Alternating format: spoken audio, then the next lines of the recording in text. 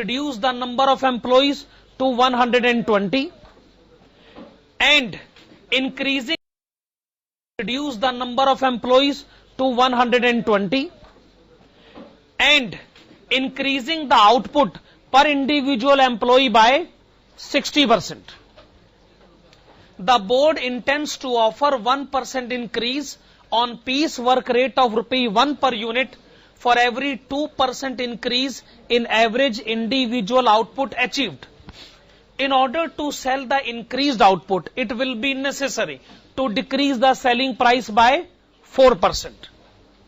Calculate extra weekly contribution resulting from the proposed change and evaluate the board's decision of introducing the change. सवाल क्या है?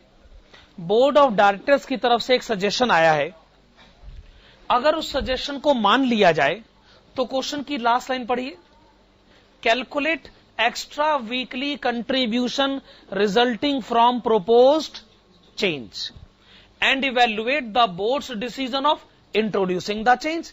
तो आइए question का answer लिखना शुरू करते हैं। हेडिंग है computation of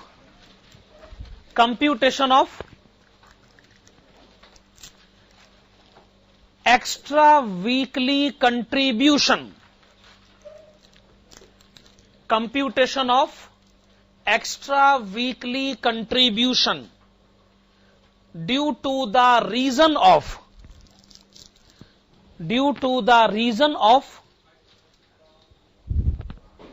the change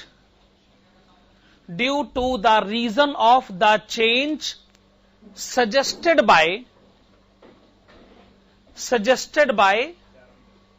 the board of directors,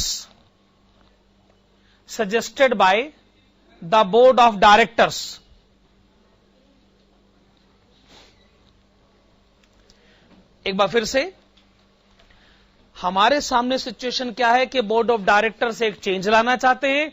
हम जानना चाहते हैं कि वो चेंज इंट्रोड्यूस होना चाहिए या नहीं होना चाहिए। क्या हो गया सिस्टमेटिक? ठीक है, हो गया तो बहुत अच्छी बात है।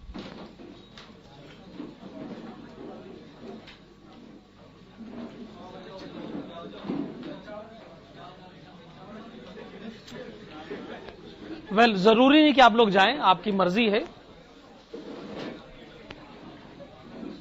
पर जो भी फैसला है जल्दी ले लीजिए।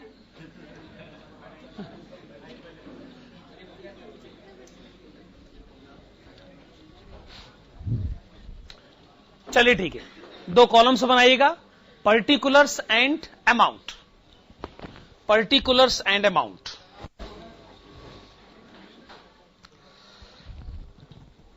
सबसे पहले आप क्या लिखेंगे?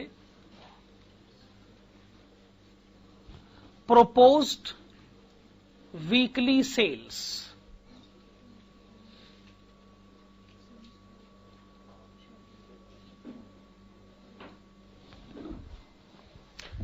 प्रोपोज वीकली सेल से मेरा मतलब यह है, अगर बोर्ड ऑफ डायरेक्टर्स की बात मान ली जाए तो एक हफ्ते की सेल कितनी हो जाएगी? वैसे प्रेजेंटली एक हफ्ते की सेल कितनी है? क्वेश्चन पढ़ के बताइए। 6 लाख रुपए। प्रेजेंटली एक हफ्ते की सेल है 6 लाख रुपए। अगर बोर्ड ऑफ डायरेक्टर्स की बात मान ली जाए तो सेल कितनी हो जाएगी? अच्छा, एक काम करेगा, इसके नीचे ना आप एक लाइन की जगह जरूर छोड़िएगा, एक लाइन का स्पेस रखिएगा, माइनस वेरिएबल कॉस्ट।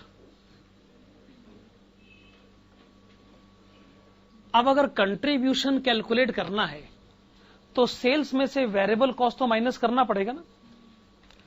अच्छा, जब आप कहते हैं वेरिएबल कॉस्ट तो उसमें लिखेगा नंबर 1 है लेबर कॉस्ट।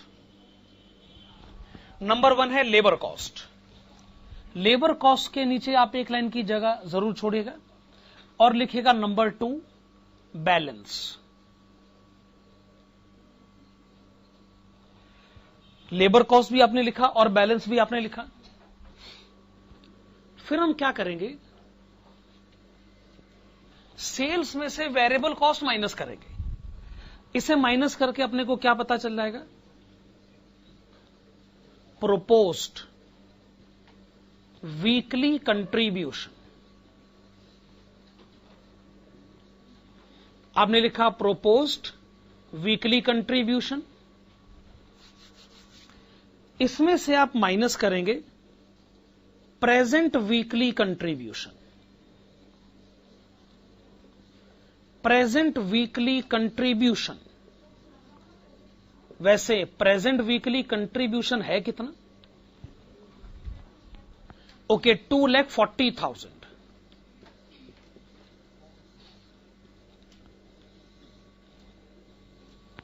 आपने लिखा 2,40,000।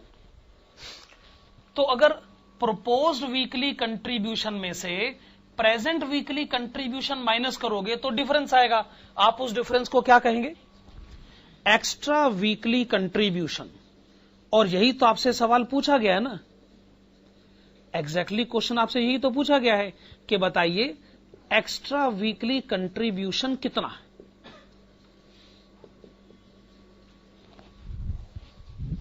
एक बार ये कैलकुलेट हो उसके बाद ही हम कुछ कह सकेंगे कि भाई हमें बोर्ड ऑफ डायरेक्टर्स की बात माननी भी है या नहीं माननी है।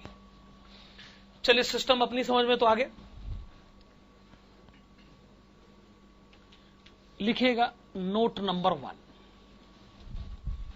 पहला वर्किंग नोट बनाते हैं। पहले वर्किंग नोट की हेडिंग डालेगा वीकली आउटपुट।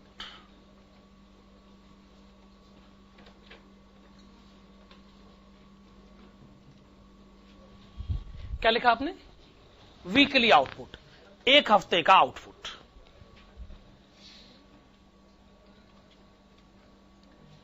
एट प्रेजेंट, ये तो आप बता ही सकते हैं वैसे, 48,000 यूनिट्स।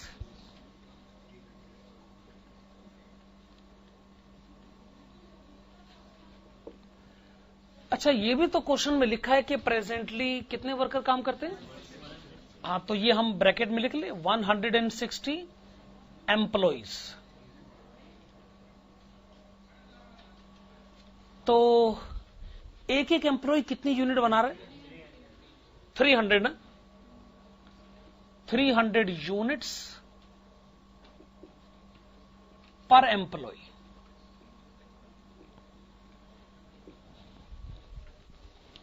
तो ये प्रेजेंट सिचुएशन हमारे सामने है। मैं जानना ये चाहता हूं, अगर बोर्ड ऑफ डायरेक्टर्स की बात मान ली जाए तो प्रोपोज सिचुएशन के हिसाब से यूनिट्स कितनी बनेगी?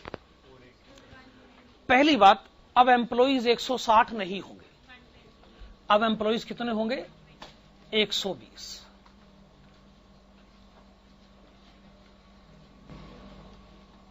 ठीक है ना? दूसरी बात, पहले अगर एक एक एम्प्लॉई 300 यूनिट बनाता था, क्वेश्चन कहता है अब एक एक एम्प्लॉई का आउटपुट बढ़ जाएगा 60%। तो 60% बढ़ाकर बताइए, 480 यूनिट्स पर एम्प्लॉय। अब 120 एम्प्लॉय आपके पास होंगे, एक एक एम्प्लॉय यूनिट बनाएगा 480। कितना हो गया वैसे? 57,600 यूनिट्स। 57,600 यूनिट्स। क्या ये बात सही? मैनेजमेंट का ना एक इरादा जाहिर हो गया, आप एम्प्लॉइज तो कम करना चाहते हैं लेकिन आप अपना आउटपुट बढ़ाना चाहते हैं। पहले 160 एम्प्लॉइज से 48,000 यूनिट, अब 120 एम्प्लॉइज से 57,600 यूनिट। पर ज्यादा आउटपुट बेचोगे कैसे? ज्यादा आउटपुट बेचने का एक ही तरीका हम जानते हैं, सेलिंग प्राइस कम कर देते हैं। क्या इस बारे में क्वेश्चन में कहीं कुछ कहा गया? हाँ, तो आइए नोट नंबर 2 बनाते हैं। नोट नंबर 2 के ब्रैकेट्स में लिखेगा selling price per unit. Selling price per unit note number 2 लिखेगा सेलिंग प्राइस पर यूनिट। अच्छा, सेलिंग प्राइस पर यूनिट में पहले आप लिखिए at present. Present total sales कितनी है वैसे? 6 लाख रुपए। प्रेजेंटली आप टोटल यूनिट्स कितनी बेच रहे हैं? 48,000। तो presently selling price per unit कितना हुआ? ओके, 12.5। क्या चाहते हैं आप फ्यूचर में? सेलिंग प्राइस का क्या करा जाए? 4% कम करा जाए। proposed is equal to rupees 12.50 less 4%। कितना हुआ? ₹12। ओके, 12 रुपए। ठीक है ना? ये थोड़ी देर के लिए बंद कर दो पहले, फिर बाद में चला लेंगे। ओके, अब आप यहां अपने आंसर में आइए। 57,600 यूनिट्स। अब हमने हर हफ्ते यूनिट बेचनी है 57,600। एक एक यूनिट का सेलिंग प्राइस ₹12। बताओ अब सेल कितनी होने वाली? 6,91,200। ओके, 6,91,200। प्रेजेंट सेल कितनी है? 6 लाख रुपए। अब सेल कितनी हो जाएगी? 6,91,200। आप ऑब्जर्व कर रहे हैं कि सेल में अच्छा खासा इंक्रीज है, पर आप सेल का इंक्रीज नहीं, कंट्रीब्यूशन करना चाहते। मेन कैलकुलेशन तो आपकी यही है ना। चलो वो कैलकुलेशन भी हो जाएगी। अब हमें क्या पता करना चाहिए? ये लेबर कॉस्ट। आओ लेबर कॉस्ट कैलकुलेट करते हैं। यूनिट्स हैं 57,600। ओके, यूनिट्स हैं 57,600। बस हमें यह पता चल जाए कि लेबर कॉस्ट पर यूनिट कितनी होती है, इससे हमारा काम बन जाएगा ना। आइए नोट नंबर 3 बनाते, और नोट नंबर 3 के ब्रैकेट्स में लिखेगा labour cost per unit. Note number 3 बनाइए और लिखिएगा लेबर कॉस्ट पर यूनिट। तो क्या आप मुझे बता सकते हैं कि presently labour cost per unit कितना? फिर से बताइए। ₹1।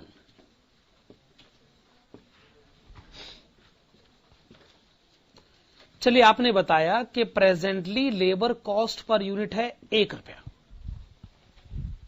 ये आपको क्वेश्चन में लिखा हुआ मिला। अब आप ये बताइए फ्यूचर में लेबर कॉस्ट पर यूनिट कितना हो जाएगा? दोबारा बोलिए, फिर से बोलिए।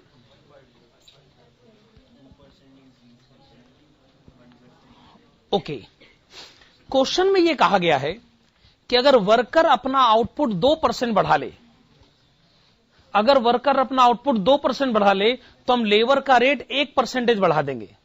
पर वर्कर कहता है जी मैं तो अपना आउटपुट 60% बढ़ा रहा हूं, तो बताओ लेबर का रेट कितना बढ़ना चाहिए? उसका आधा, 30%, है कि नहीं? तो इसका मतलब लेबर कॉस्ट पर यूनिट होना चाहिए ₹1 प्लस 30%, दैट इज ₹1.30। ₹1.30। ₹1.30 हो जाना चाहिए ना। आप नीचे लिखिए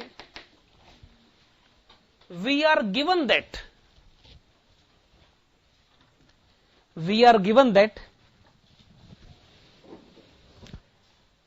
labour cost per unit is to be increased by 1%. Labor cost per unit is to be increased by 1% if individual output increases by 2%. If individual output increases by 2%, full stop. Since the individual output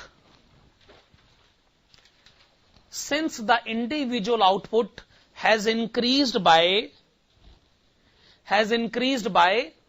60%, comma, the labor cost per unit has been increased by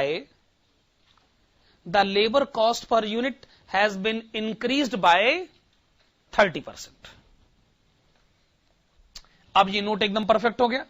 तो ये 1 रुपए 30 पैसे की calculation आप pick करिए और ये आप यहां पर लिखिए।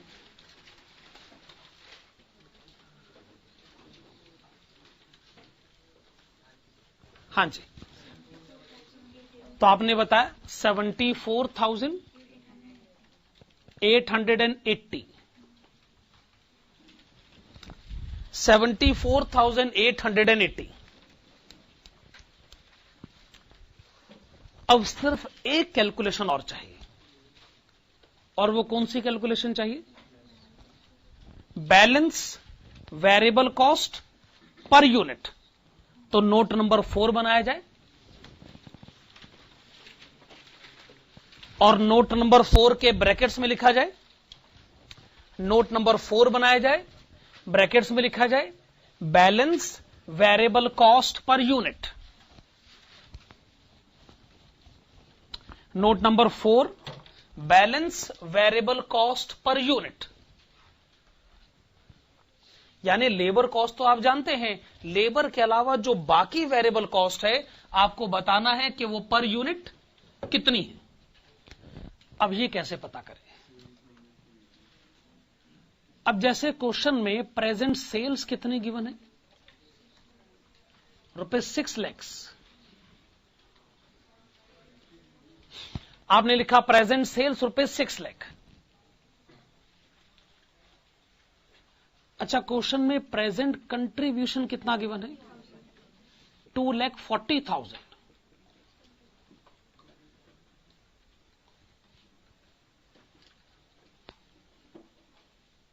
हाँ जी, आप प्रेजेंट सेल्स जानते हैं, आप प्रेजेंट कंट्रीब्यूशन जानते हैं, फिर तो आप प्रेजेंट वेरिएबल कॉस्ट भी जानते होंगे।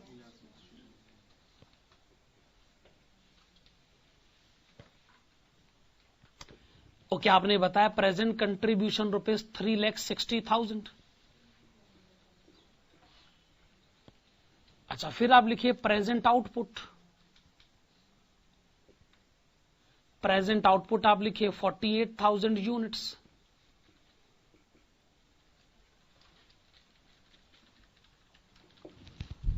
Okay, 48,000 units.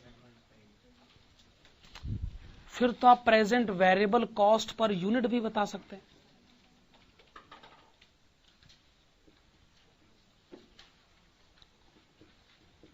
$3,60,000 डिवाइडेड बाय 48,000 कितना हुआ वैसे? 7.5।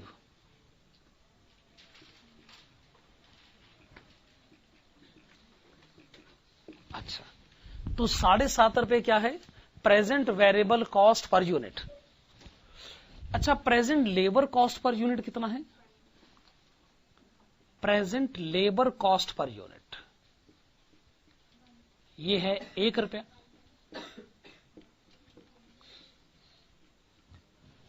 तो वेरिएबल कॉस्ट आप जानते हैं, लेबर कॉस्ट आप जानते हैं, तो आप इन दोनों का डिफरेंस भी बता सकते हैं।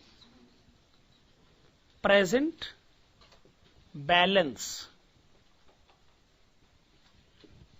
Variable cost per unit, 7.5 minus 1. This is 6.5. ये तो क्वेश्चन ने कहा कि लेबर कॉस्ट पर यूनिट अब 1 रुपया नहीं रहा, 1 रुपये 30 पैसे हो गया। ये तो क्वेश्चन ने कहा ना। पर लेबर के अलावा जो बाकी वेरिएबल कॉस्ट पर यूनिट है, जो पहले अगर 6.5 रुपए है, तो क्या ये फ्यूचर में भी 6.5 रुपए रहना चाहिए? तो आप लिखेंगे proposed balance variable cost per unit. आपने लिखा proposed balance variable cost per unit is equal to ₹6.50, brackets में लिखेगा अनचेंज्ड। ओके, इसमें कोई चेंज नहीं आना चाहिए, it should remain same. 6.50 per unit, 3,74,400। Okay, आपने बताया 3,74,400। तो सेल्स में से आप दोनों वेरिएबल कॉस्ट माइनस करें, कंट्रीब्यूशन बताएं। 2,41,920। आपने लिखा 2,41,920। इसमें से माइनस करें present weekly contribution, difference 1,920, difference 1,920। Calculations तो हो चुकी हैं, चलिए लास्ट में कंक्लूजन लिखा जाए।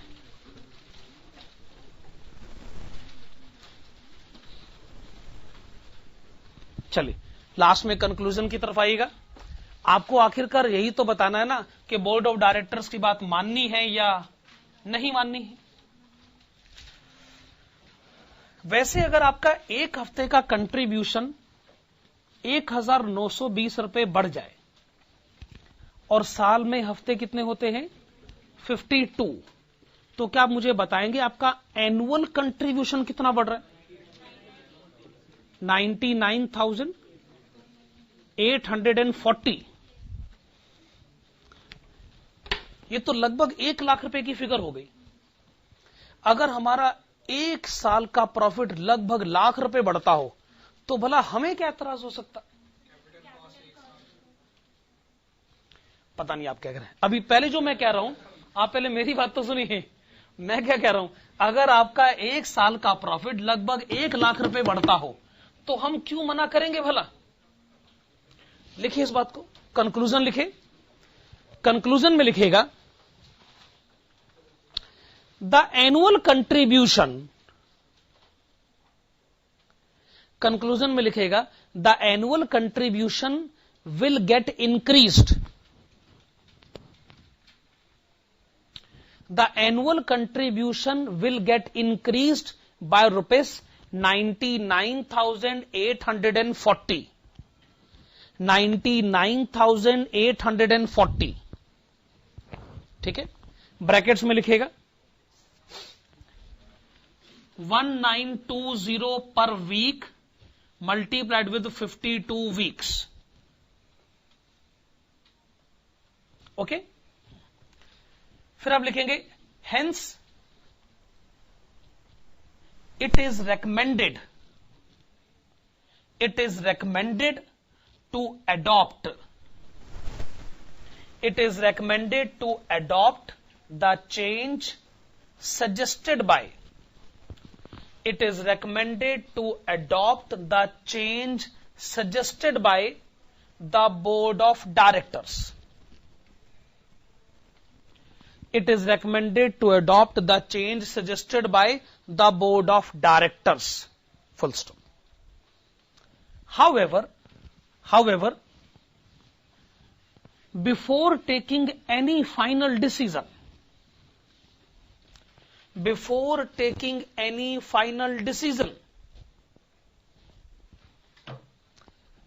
it is advised it is advised to consider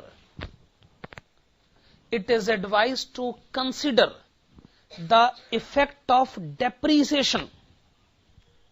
It is advised to consider the effect of depreciation on capital expenditure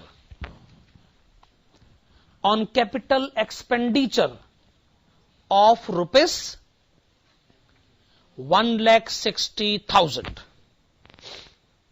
जैसा क्वेश्चन में कहा गया। अगर आपको ऐसा लगता है जी हम कैपिटल एक्सपेंडिचर के बारे में बात ही नहीं कर रहे हैं, तो ये आखिरी का पॉइंट इस कंटेक्स्ट में हमने बताया। एक बार फिर से मैं अपने पॉइंट को उठाना चाहूंगा। आप कहते हो कि आपकी हर साल की इनकम लाख रुपए बढ़ जाएगी, लगभग लाख रुपए,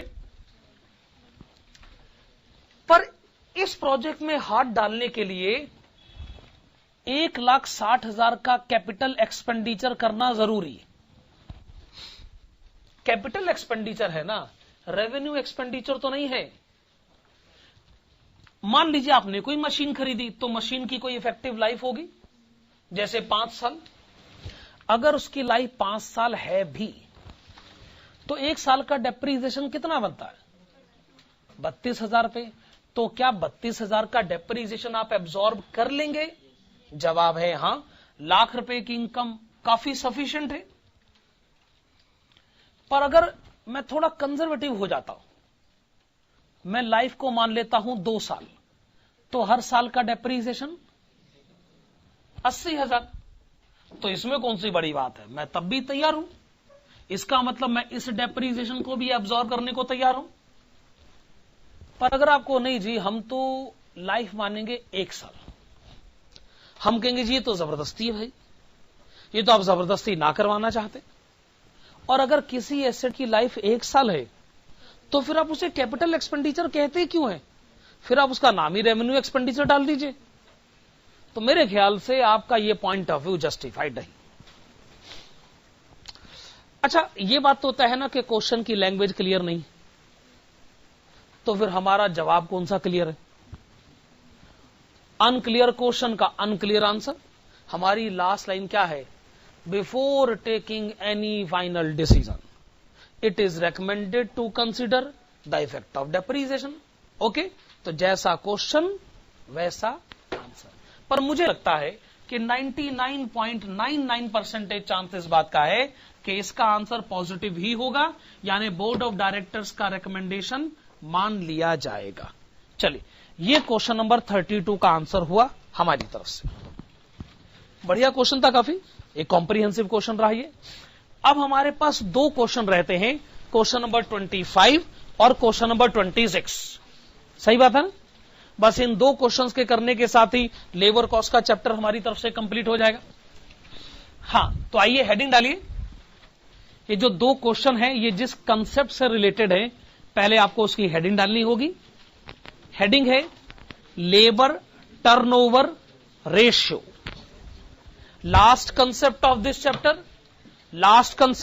चैप्टर, हेडिंग डालेगा लेबर टर्नओवर रेशियो।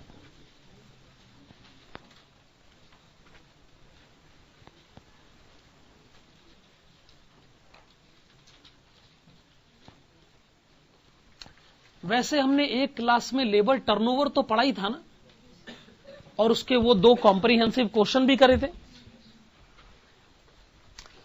अच्छा, लेबर टर्नओवर पढ़ना एक बात है, लेबर टर्नओवर रेशियो पढ़ना दूसरी बात है। ठीक वैसे ही जैसे मैं कहूं जी नेट प्रॉफिट पढ़ना एक बात है और नेट प्रॉफिट रेशियो पढ़ना दूसरी बात है। नेट प्रॉफिट तो आपने 11th क्लास में पढ़ लिया था, पर नेट प्रॉफिट रेशियो आपने कब पढ़ा था? 12th class. 2 अलग अलग मैटर है ना आखिरकार, तो इसलिए इन दोनों को आपस में मिलाना नहीं चाहिए। तो अगर कोई बिजनेसमैन ये कहता फिरे कि जी मेरे बिजनेस में ना लेबर टर्नओवर की 5% प्रॉब्लम है, तो हम उससे जानना चाहेंगे ये 5% आपने कैसे कैलकुलेट करा भाई? लेबर टर्नओवर हम समझते हैं, पर ये बात परसेंटेज में कैसे कही जाती है? तो आइए इस बात को हम लिख लेते हैं। और मैं ये भी बता दूं, ये इस चैप्टर का सबसे आसान कंसेप्ट और सबसे आखिर में ही आया। लिखेगा, write down. When the problem of labor turnover,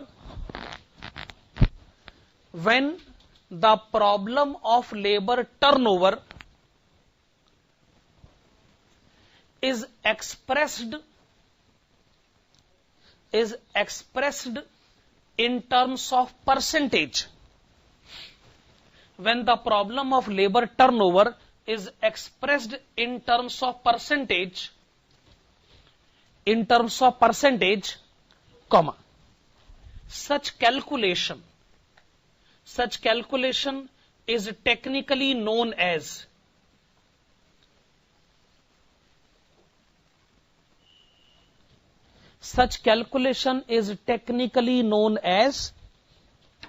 labor turnover ratio.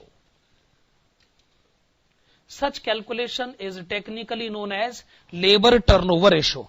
तो लेबर टर्नओवर रेशियो का मतलब कि लेबर टर्नओवर की प्रॉब्लम को अगर परसेंटेज में कहा जाए तो उसे लेबर टर्नओवर रेशियो कहते हैं। जैसे आपने कितना नेट प्रॉफिट कमाया, अगर इसको परसेंटेज में कहा जाए तो उसे नेट प्रॉफिट रेशियो कहते हैं। अब आगे लिखेगा, it is to be computed in the following manner. It is to be computed in the following manner. It is to be computed in the following manner. देखिए, इसे कैलकुलेट करने के हमारे पास टोटल 3 तरीके हैं। पहले तरीके को कहा गया है सेपरेशन मेथड।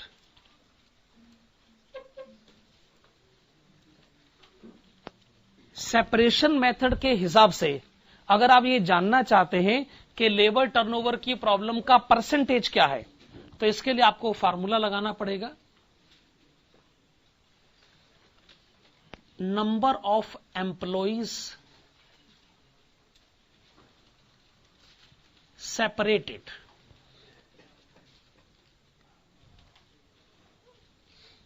क्या लिखा आपने? Number of employees separated divided by average number of employees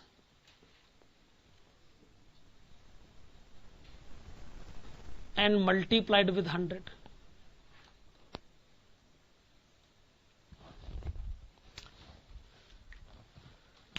number of employees separated का मतलब जो एम्प्लॉइज आपसे सेपरेट हो गए, या यूं कहें जो या तो खुद नौकरी छोड़कर चले गए या जिनको हमने काम से निकाल दिया, रीजन कुछ भी क्यों ना हो, अब वो हमारे साथ नहीं है, यानी वो हमसे सेपरेट हो चुके हैं। तो बड़ी सीधी सी बात है, अगर मान लीजिए एक ऑर्गेनाइजेशन ये कहती है कि इतने एम्प्लॉइज सेपरेट हो गए, इतने एम्प्लॉइज टोटल होते हैं, एवरेज बेसिस पर 100 से मल्टीप्लाई करेंगे तो कुछ 5, 6, 7, 8% आंसर आ ही जाएगा। तो हम कहेंगे हाजी हमारे बिजनेस में लेबर टर्नओवर की प्रॉब्लम कितनी है, वही 5, 6, 7, 8%, कोई ना कोई परसेंटेज आएगा। तो सेपरेशन मेथड के हिसाब से अगर ये फार्मूला लगाया जाए तो लेबर टर्नओवर रेशियो कैलकुलेट करी जा सकती है। एक दूसरा मेथड है, इनफैक्ट टोटल 3 मेथड है। दूसरे मेथड का नाम है रिप्लेसमेंट मेथड। दूसरे मेथड का नाम है रिप्लेसमेंट मेथड। इस मेथड में यह कहा गया है number of employees replaced divided by average number of employees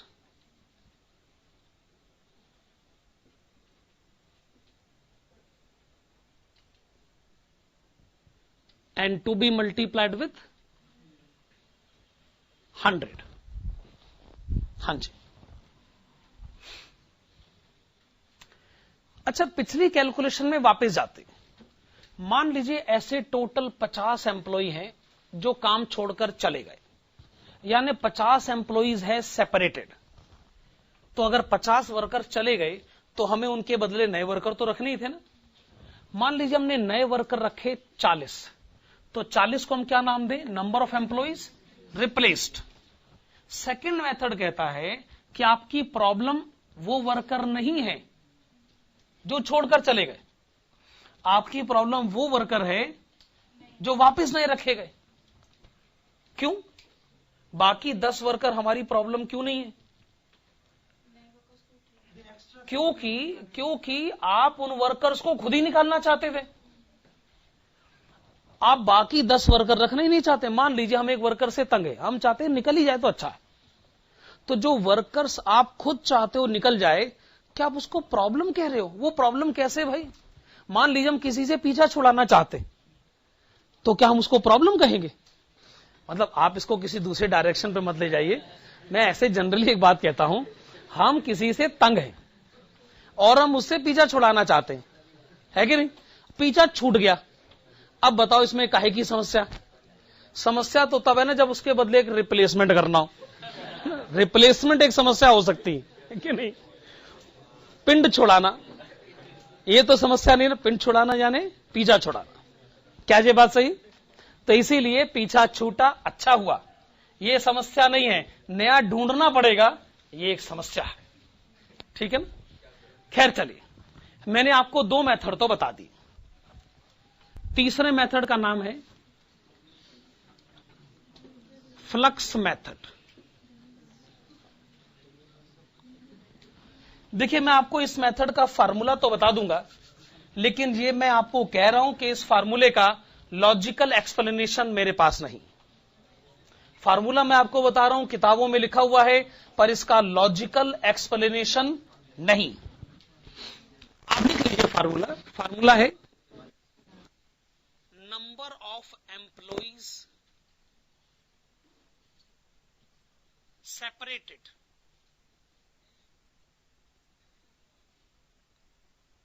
plus number of employees separated plus number of employees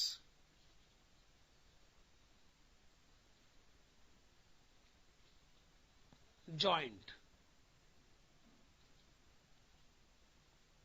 आपने लिखा number of employees separated plus number of employees joined।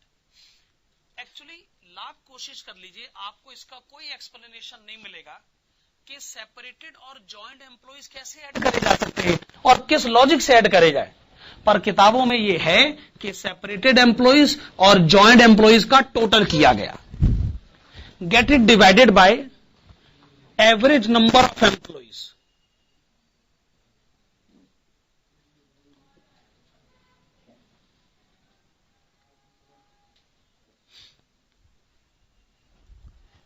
And get it multiplied with 100।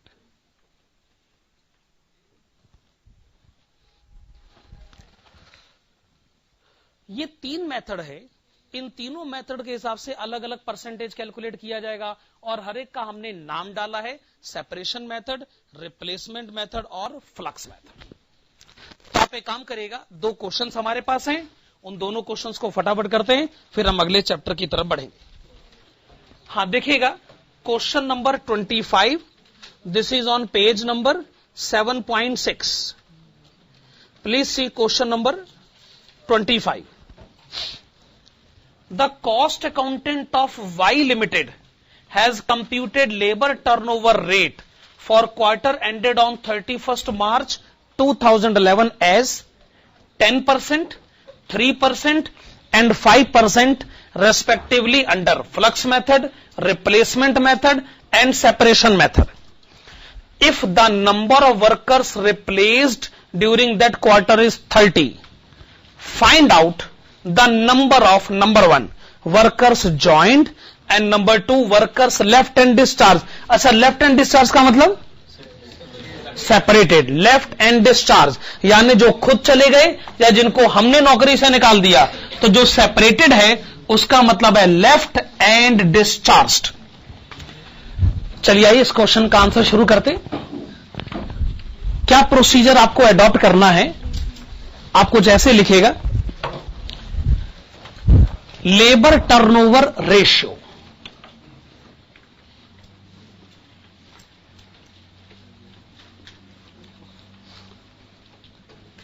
आपने लिखा labour turnover ratio, brackets में लिखेगा replacement method is equal to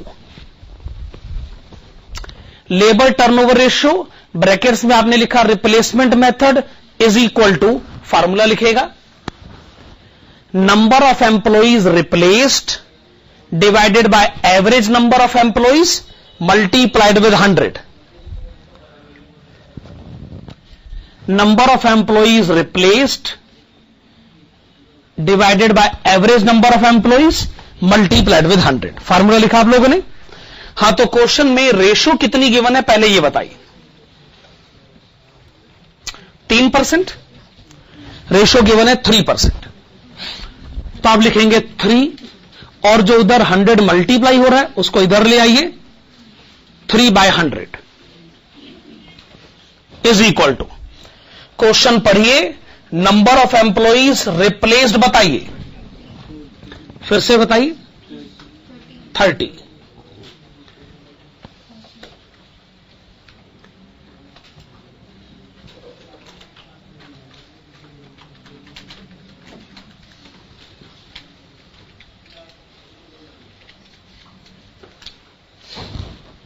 ठीक है ना.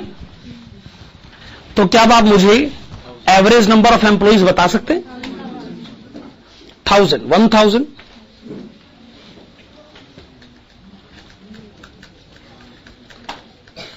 Average number of employees 1000. चलिए, आपने क्या करा, रिप्लेसमेंट मेथड की रेशियो के हिसाब से कम आपने एवरेज नंबर ऑफ एम्प्लॉइज तो बताया. अब क्या करें, लेबर टर्नओवर रेशियो ब्रैकेट में separation method, labour turnover ratio bracket में सेपरेशन मेथड. हां, इसका क्या फॉर्मूला लिखा जाए, नंबर ऑफ एम्प्लॉइज सेपरेटेड. मैं फिर से कहूंगा, सेपरेटेड का मतलब है left and discharged, divided by average number of employees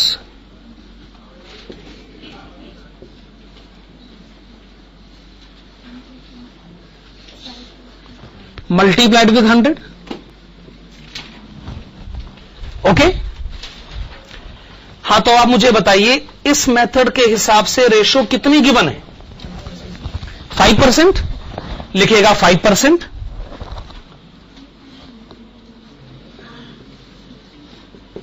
number of employee separated आप कैलकुलेट करना चाहते,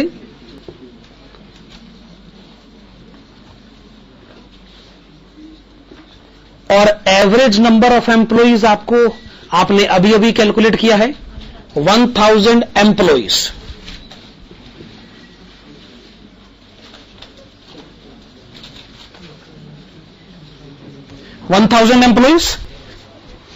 हां जी, आप इस सिचुएशन को सॉल्व करिए और मुझे बताइए, number of employees separated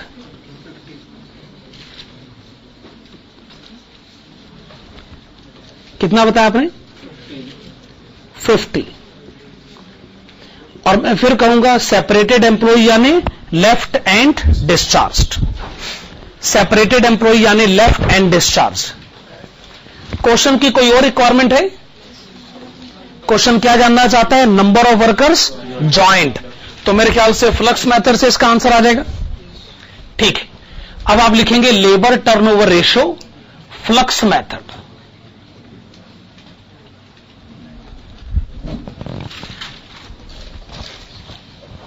flux method के हिसाब से अब आंसर दिया जाए.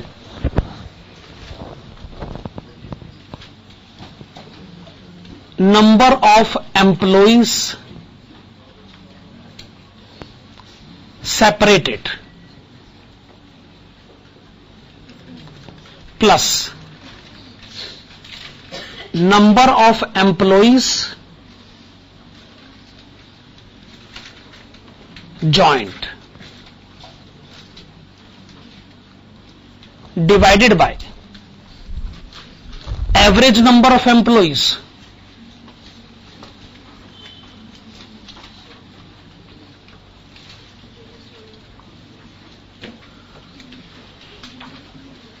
And multiplied with 100। क्या रेशियो गिवन है? 10%। नंबर ऑफ एम्प्लॉइज सेपरेटेड आपने कैलकुलेट करे हैं 50 plus number of employees joint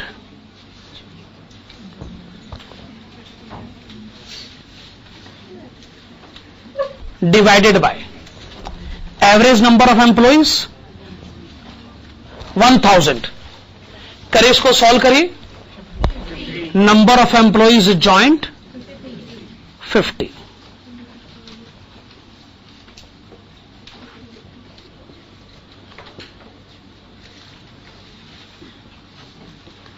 okay, number of employees joint 50।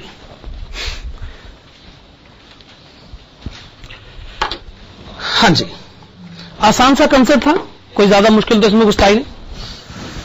बस अब हमने इस चैप्टर का लास्ट क्वेश्चन करना है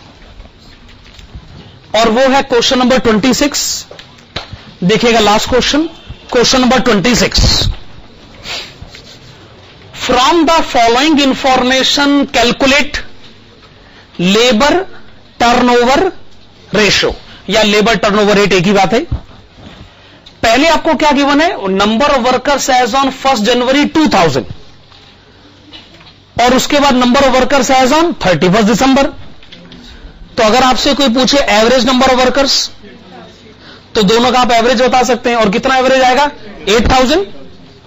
तो ये बताना कोई मुश्किल काम तो नहीं है ना।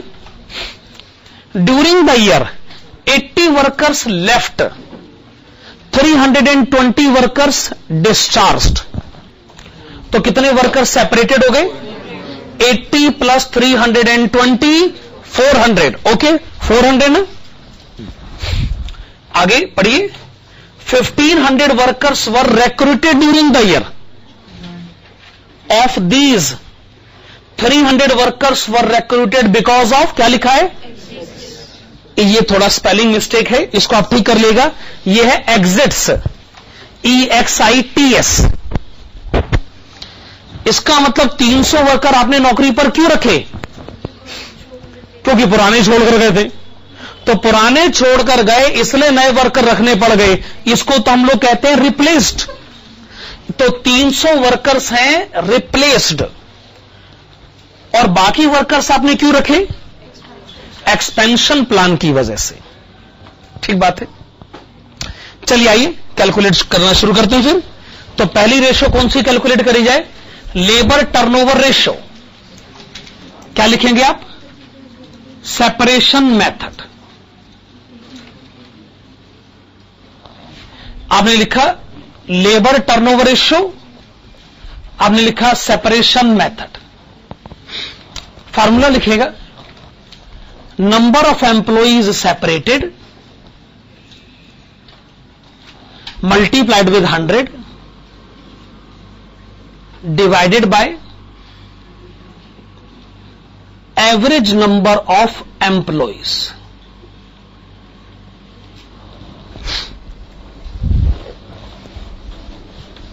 हाँ जी, number of employees separated divided by average number of employees multiplied with 100।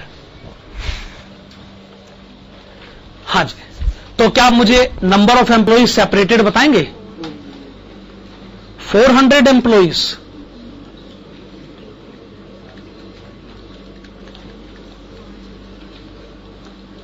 Okay, average employees बताएं।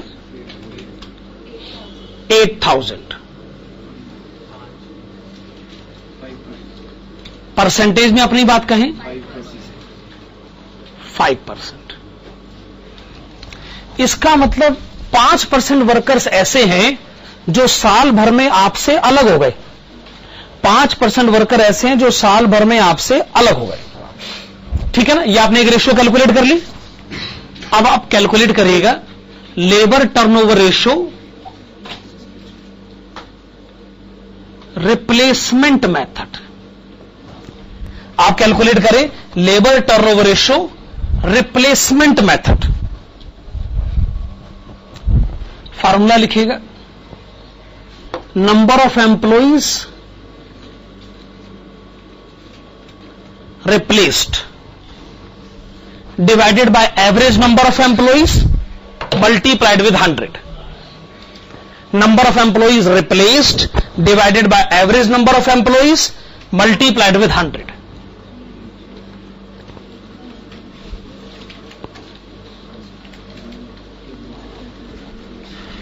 एवरेज नंबर ऑफ एम्प्लॉइज तो हैं 8000.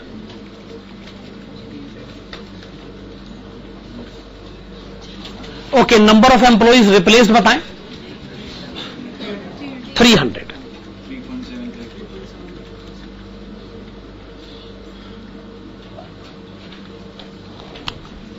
परसेंटेज बताएं. ओके, 3.75%. आपने बताया 3.75%. Last calculation, labour turnover ratio brackets में लिखिएगा, फ्लक्स मेथड. आपने लिखा labour turnover ratio flux method, number of employees separated plus number of employees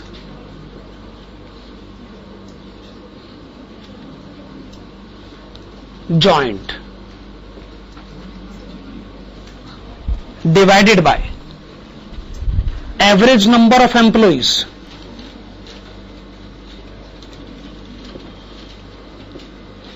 and get it multiplied with 100.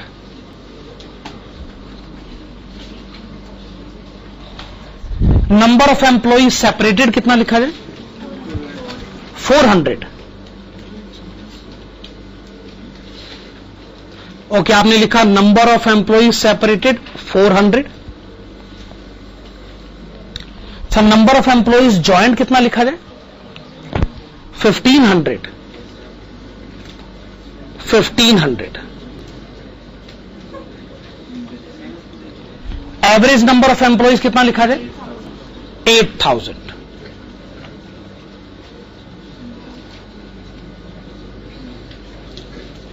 अपनी बात को परसेंटेज में कहें, 23.75%. ओके, 23.75%. हाँ जी, अब मेरी तरफ से ये चैप्टर हुआ कंप्लीट. हाँ, कम से कम इस क्वेश्चन में तो तीनों मेथड से निकालना ही था हमको. हाँ, तो लेबर कॉस्ट का चैप्टर हुआ कंप्लीट. अब हमारे सिलेबस में कौन कौन से चैप्टर रह गए? एक ओवरहेड्स, इसमें काफी टाइम लगेगा. फिर जॉब एंड बैच कॉस्टिंग, वो बहुत ही छोटा सा चैप्टर है. और उसके बाद है प्रोसेस. तो 3 चैप्टर्स अभी हमारे बचे हुए हैं. चलिए आइए शुरू करते हैं. हेडिंग डालेगा ओवरहेड्स. हेडिंग डालेगा ओवरहेड्स. और पहले हम प्रैक्टिकल क्वेश्चंस की लिस्ट बना लें.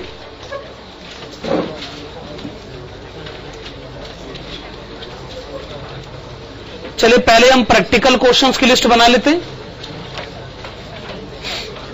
हां जी, चैप्टर का नाम है ओवरहेड्स. ओवरहेड्स का दूसरा नाम है इनडायरेक्ट एक्सपेंसेस. लिखेगा list of practical questions.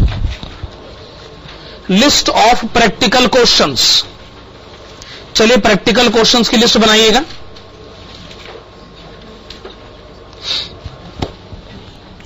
Okay, list of practical questions. 3 column बनाइए. पहले कॉलम की हेडिंग पर्टिकुलर्स. 3 कॉलम बनाइए. पहले कॉलम की हेडिंग पर्टिकुलर्स, दूसरे की हेडिंग मेन क्वेश्चन, तीसरे की हेडिंग रिविजनरी क्वेश्चन. हां जी, आपने लिखा particulars, main questions and revisionary questions. Particulars में लिखिएगा नंबर 1. नंबर 1 लिखिएगा. नंबर 1 लिखिएगा डिपार्टमेंटलाइजेशन ऑफ ओवरहेड्स. पर्टिकुलर्स में नंबर 1, पहली कैटेगरी का नाम है departmentalisation of overheads. Departmentalisation of overheads, main question, question number 1 to question number 4। Main question, question number 1 to question number 4। Revisionary question, revisionary question, question number 2 to question number 7 and also question number 14 to question number 17. Question number 2 to question number 7 and also question number 14 to question number 17. Revisionary question है थोड़े ज्यादा लेकिन है बड़े simple से। Category number 2 लिखेगा। Category number 2 है distribution of selling overheads. Distribution of selling overheads, distribution of selling overheads. Main question सिर्फ एक है, क्वेश्चन नंबर 5,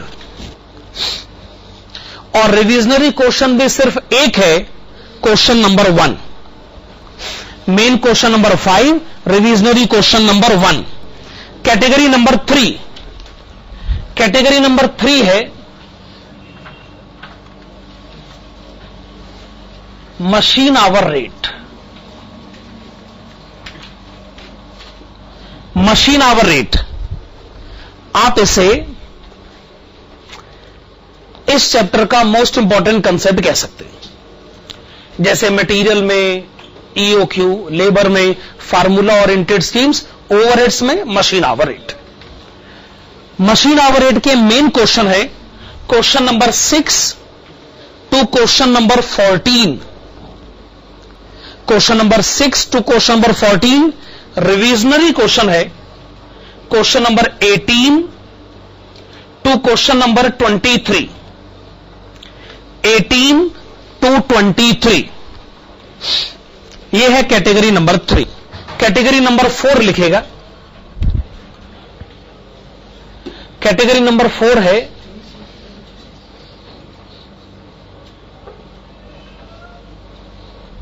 कैटेगरी नंबर 4 है two tier, TIER, two tier machine hour rate.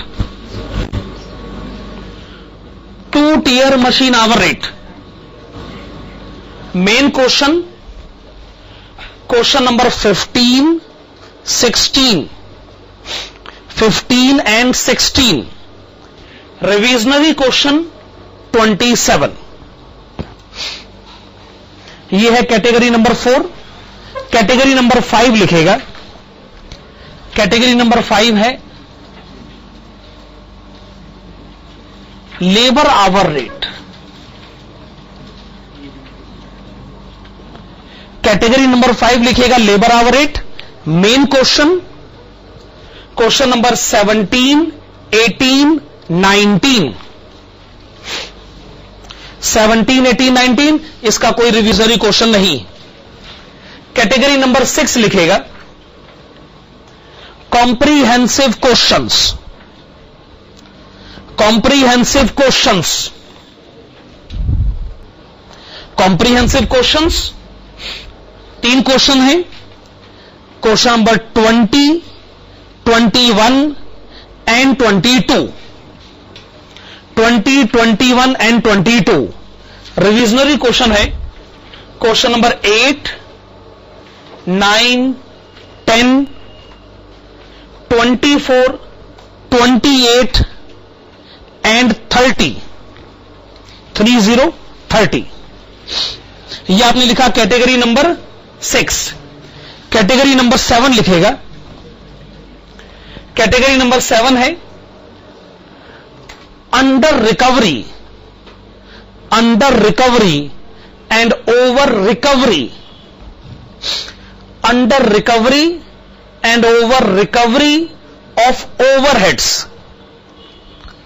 Under recovery and over recovery of overheads.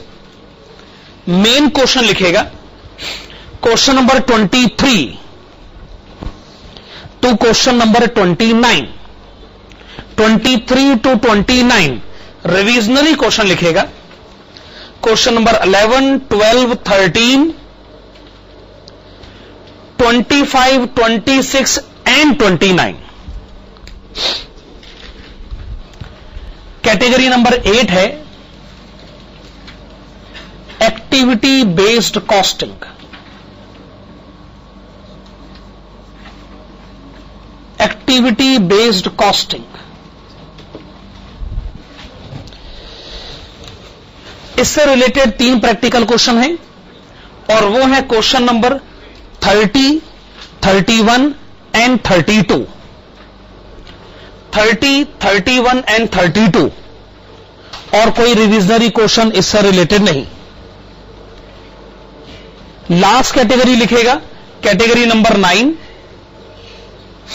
Category number 9 है various capacities. Various capacities,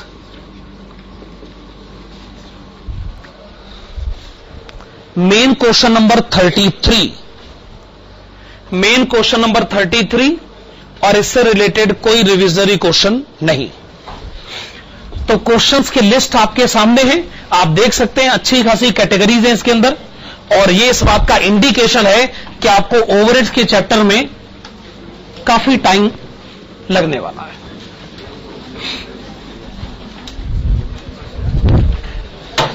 चलिए आइए शुरुआत करते हैं हम लोग।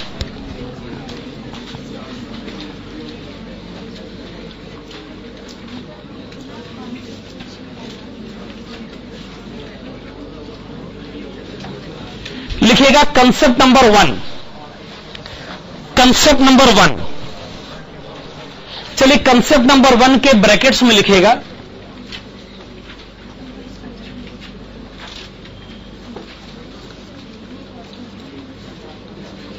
Labour hour rate.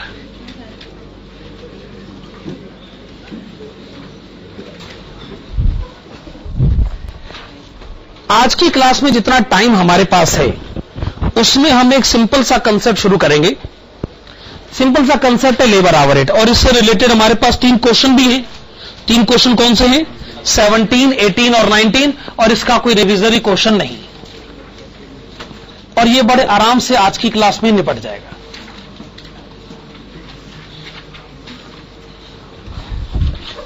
जो भी डिफिकल्ट पोर्शन होगा वो अगली क्लास से ही होगा। आज ये सिंपल सा कंसेप्ट हो जाना चाहिए। क्वेश्चन नंबर 17, 18, 19 इससे रिलेटेड है। लिखना शुरू करिए, write down.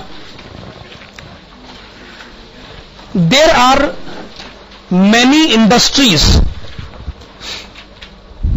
There are many industries where manual work, where manual work is more important, manual work is more important than machines.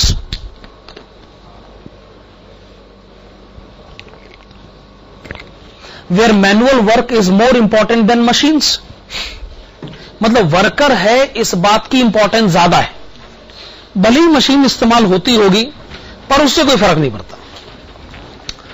देखो जी, मशीन की इंपॉर्टेंस अपनी जगह है लेकिन अगर वर्कर की इंपॉर्टेंस मशीन से ज्यादा है तो ऐसी इंडस्ट्रीज हैं। मैं कहता हूं आपका एग्जांपल ले लेते हैं। आप भी पढ़ाई करते हैं, पढ़ाई करते हुए आप कैलकुलेटर इस्तेमाल करते होंगे लेकिन फिर भी आपकी अहमियत ज्यादा है, इस बात से इनकार नहीं किया जा सकता। बाद में आप चार्टर्ड अकाउंटेंट बनेंगे होपफुली, मतलब ऐसी मुझे उम्मीद है। आखिरकार मैंने अच्छी ही बात कही है। तो मैं ये कहना चाहता हूं कि आप बड़े चार्टर्ड अकाउंटेंट बने, उसके बाद हो सकता है आप मशीनें, आप कंप्यूटर पे काम करेंगे लेकिन कंप्यूटर से ज्यादा आपकी अहमियत है कि नहीं। डॉक्टर जो है वो भी बड़े सारे इंस्ट्रूमेंट इस्तेमाल करता है लेकिन इंस्ट्रूमेंट से ज्यादा डॉक्टर की अहमियत है। ऐसी इंडस्ट्रीज की कोई कमी नहीं है जहां वर्कर की इंपॉर्टेंस मशीन से ज्यादा है। लिखेगा in case of these industries, In case of these industries, comma, it is recommended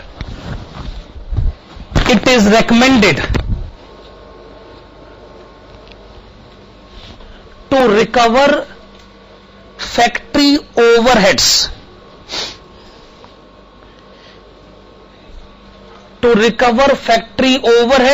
from the customers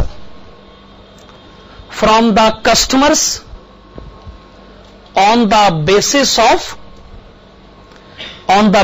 of labor hours.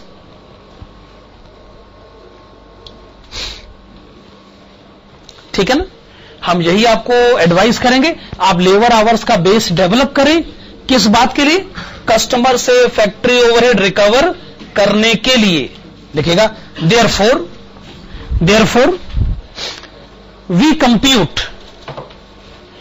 Compute labour hour rate in the following manner. We compute labor hour rate in the following manner.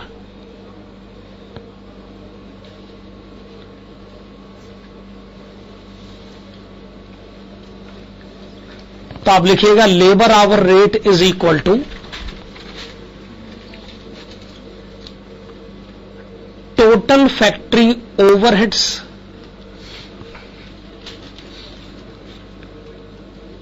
divided by total labor hours.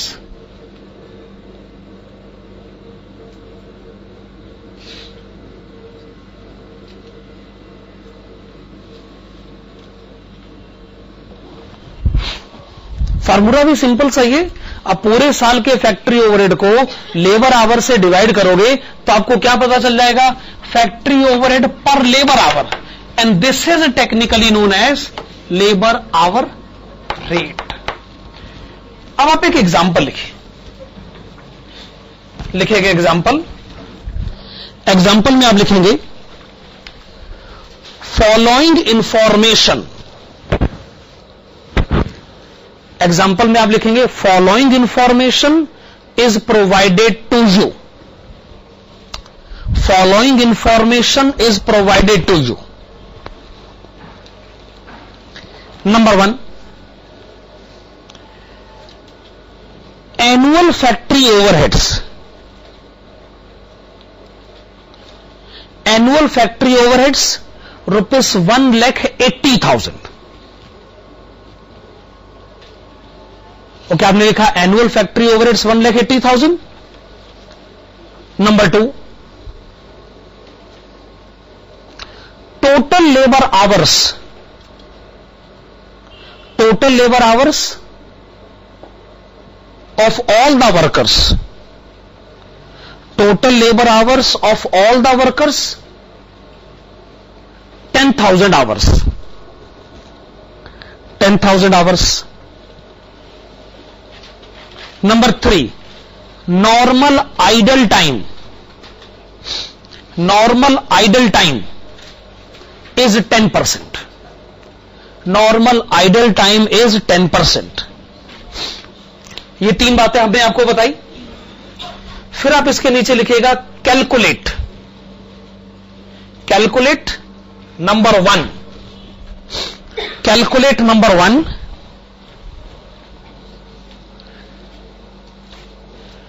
Labour hour rate. Calculate number 1 labour hour rate. Number 2, number 1 है labour hour rate. Number 2 लिखिएगा amount to be charged.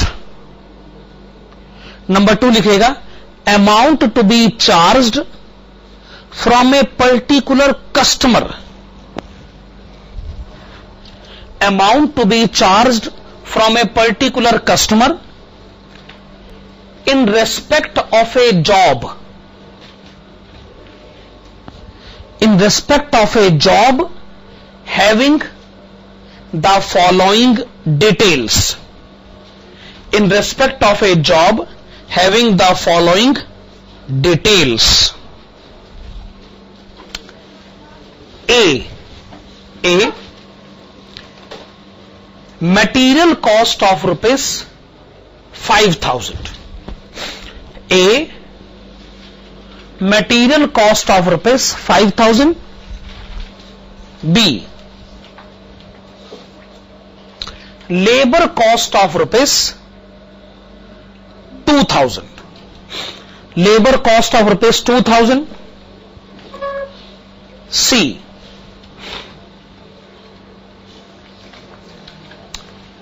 C लिखेगा 50 labor hours. 50 labor hours are required. 50 labor hours are required for execution of the job. 50 labor hours are required for execution of the job. D, administration overhead to be recovered. Administration overhead to be recovered is 10% of factory cost. 10% of factory cost. E, selling overhead to be recovered. Selling overhead to be recovered is rupees 1,000. And F, profit to be recovered. Profit to be recovered is rupees 2,000. Profit to be recovered is rupees 2,000. तो ये अच्छा खासा question हो गया. 2 requirements है ना इसके अंदर. आइए पहली रिक्वायरमेंट से शुरुआत करें. लिखेगा नंबर 1. क्या है क्वेश्चन की पहली रिक्वायरमेंट? क्या कैलकुलेट करना है? Labour hour rate. चलिए काम करिए. लेबर आवर रेट का फार्मूला लिखिए. चलिए लेबर आवर रेट का फार्मूला लिखिए. Total factory overheads divided by total labour hours. Labour hour rate का फार्मूला आपने लिखा total factory overheads divided by total labour hours. बताइए मैंने आपको टोटल फैक्ट्री ओवरहेड्स कितने बताए हैं?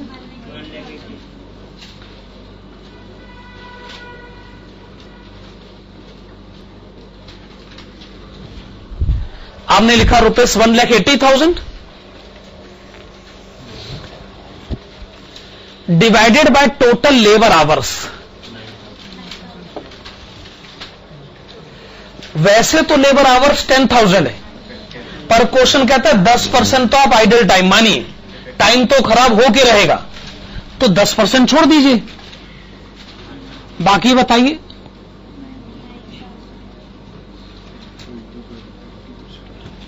$9,000 लेबर आवर्स, क्योंकि नॉर्मल लॉस तो कंसीडर करना ही पड़ता है ना. तो इसका मतलब हमने पूरे साल के फैक्ट्री ओवरहेड का खर्चा करना है 1,80,000 और वर्कर से हमने काम करवाना है 9,000 आवर्स. तो क्या मैं ये कह सकता हूं कि फैक्ट्री ओवरहेड है ₹20 पर लेबर आवर.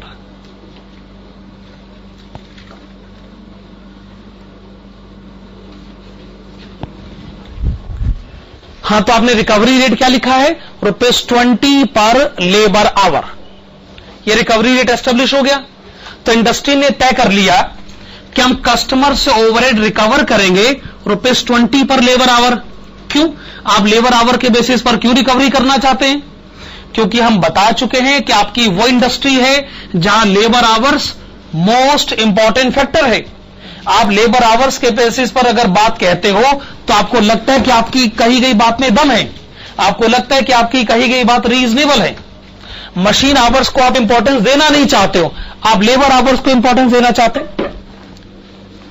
क्वेश्चन कहता है अच्छा दूसरा काम आप ये करिए कि हम आपको एक कस्टमर की डिटेल्स बताते हैं. क्या आप उस कस्टमर का बिल बना सकते हैं? क्या आप ये बता सकते हैं कि आपने उस कस्टमर से कितने रुपए मांगने? तो आइए उसके लिए हम क्या हेडिंग डालें?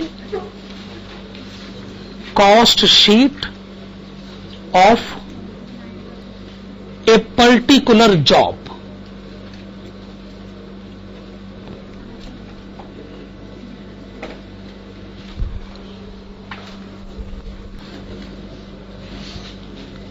क्या लिखा आपने? Cost sheet of a particular job. आप इस कस्टमर से सबसे पहले क्या मांगेंगे? Direct material cost. किसी भी कस्टमर का बिल बनाया जाए तो पहले उससे मटेरियल कॉस्ट का पैसा ही मांगा जाता है। बताइए इसे मटेरियल कॉस्ट का अमाउंट कितना मांगना है? 5,000 रुपए। हाँ जी, तो आपने सबसे पहले यह बता दिया है कि आपने कस्टमर से मटेरियल कॉस्ट के मांगने हैं 5,000 रुपए। अब बताइए आपने इस कस्टमर से लेबर कॉस्ट के कितने रुपए मांगने? फिर से बताइए। 2,000।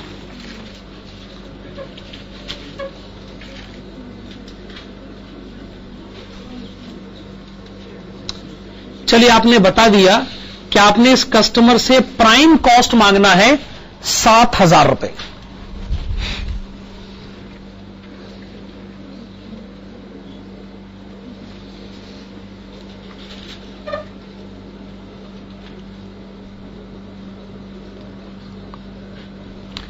कस्टमर से मांगे फैक्ट्री ओवरहेड।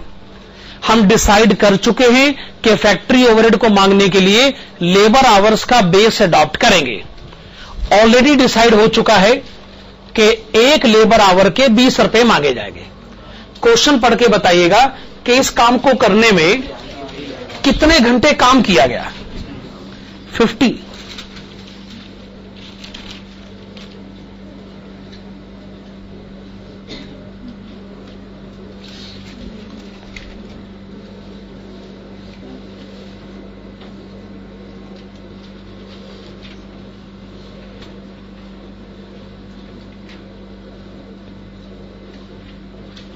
हाँ जी, तो 50 घंटे के पैसे मांगते हैं, 1 घंटे के 20 रुपए के हिसाब से। कितना हो गया? 1,000 रुपए। दोनों का टोटल करिए। 8,000 के सामने क्या लिखे? Factory cost.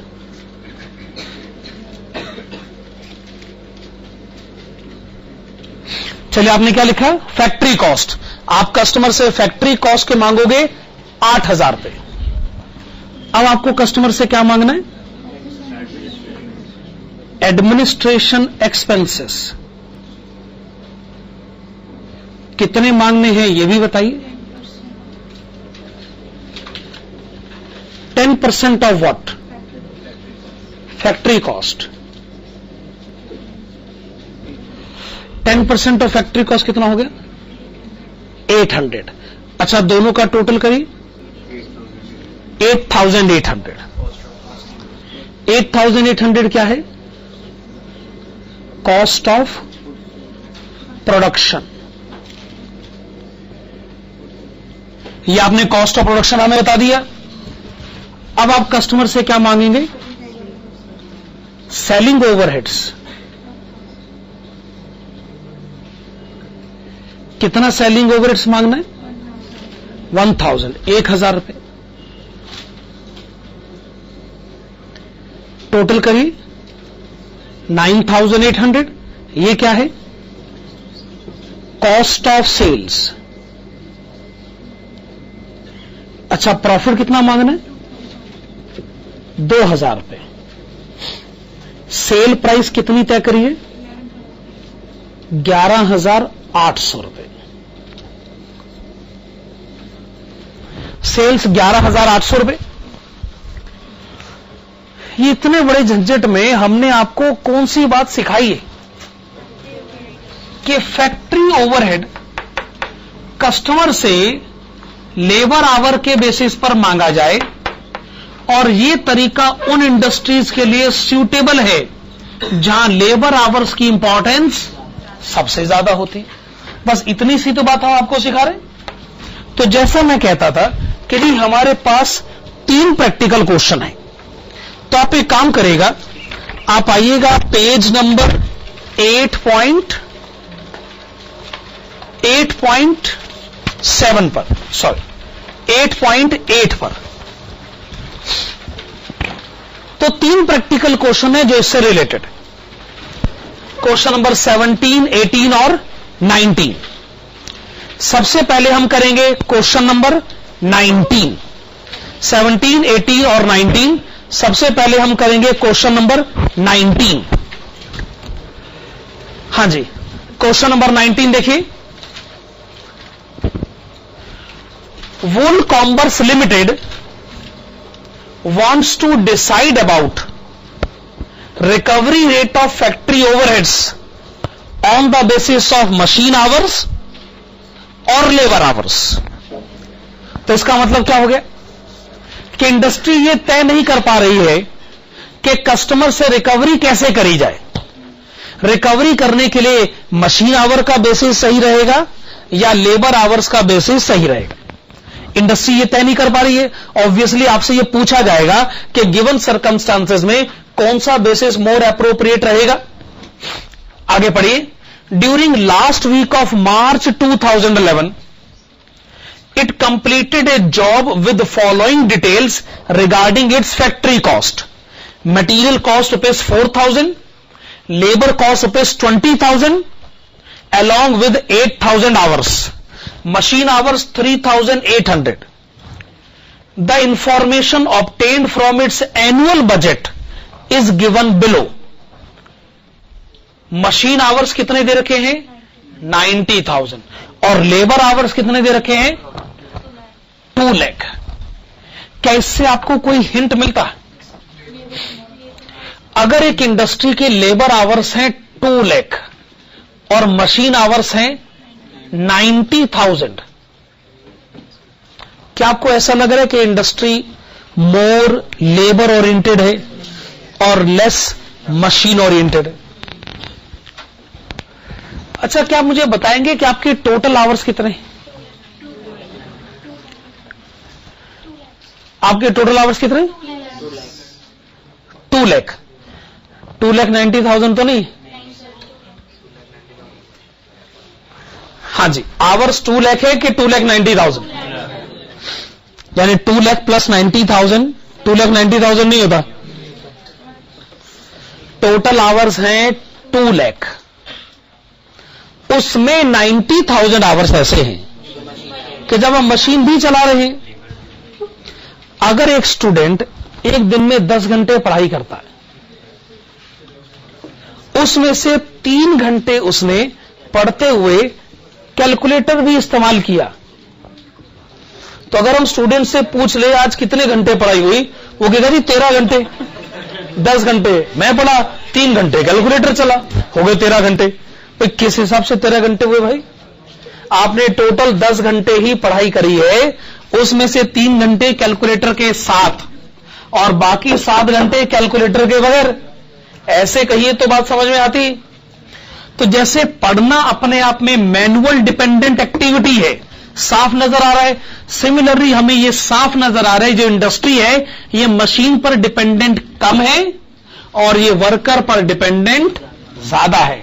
तो इस कंपनी को हम क्या सलाह देंगे कि अगर आपको रिकवरी करनी है तो आप मशीन आवर का बेस अडॉप्ट मत करिए, आप लेबर आवर का बेस अडॉप्ट करिए। आइए क्वेश्चन को आगे बढ़ते। नीचे हमें मैन्युफैक्चरिंग कॉस्ट की डिटेल्स दे रखी है और उसका टोटल सबसे नीचे लिखा है 15,20,000 रुपए। अगले पेज पर आइएगा।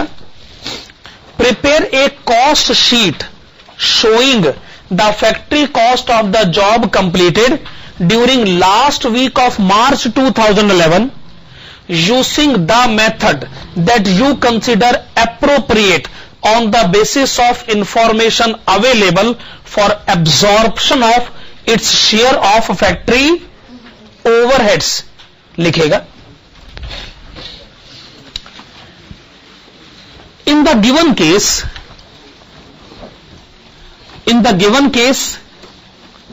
it is observed that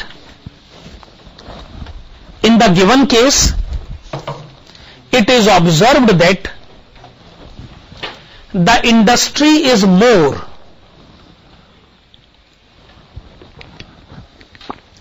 the industry is more labour oriented, the industry is more labour oriented and less machine oriented. The industry is more labor oriented and less machine oriented. Full stop. Hence, it is advised. Hence, it is advised to recover factory overheads. It is advised to recover factory overheads on the basis of labor hours. On the basis of labor hours. It is advised to recover factory overheads on the basis of labor hours. तो पहली बात हमने अपनी advice दे दी है कि recovery होनी चाहिए labour hours के बेसिस पर. ओके, अगली लाइन में आइए और लिखिएगा labour hour rate is equal to. अगली लाइन में आइए और लिखिएगा labour hour rate is equal to total factory overheads divided by total labour hours. Labour hour rate is equal to total factory overheads divided by total labour hours.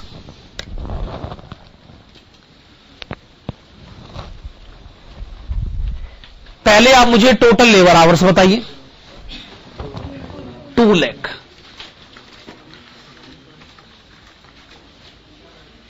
फिर आप मुझे total factory overheads बताइए.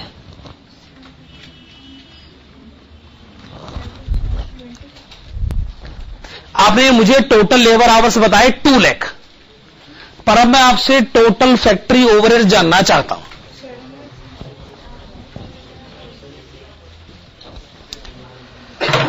Cost sheet कैसे बनती है?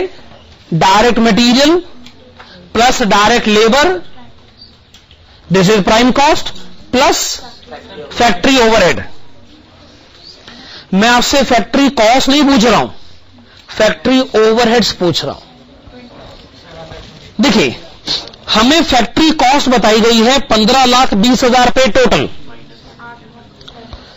उसकी शुरुआत में मटेरियल कॉस्ट लिखा है 2 लाख रुपए, लेबर कॉस्ट लिखा है 6 लाख रुपए. डायरेक्ट मटेरियल और डायरेक्ट लेबर फैक्ट्री ओवरहेड थोड़ी होता है. डायरेक्ट मटेरियल और डायरेक्ट लेबर फैक्ट्री ओवरहेड नहीं होता. हम तो फैक्ट्री ओवरहेड पूछ रहे हैं. तो अब क्या करिए, 15,20,000 माइनस डायरेक्ट मटेरियल को भी हटा दीजिए और डायरेक्ट लेबर को भी हटा दीजिए.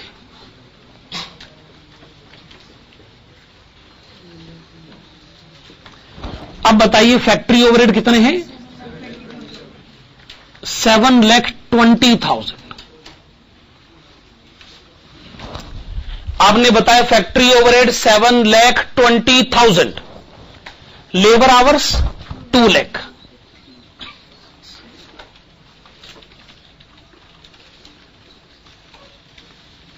फैक्ट्री ओवरहेड पर लेबर आवर बताइए 3.6.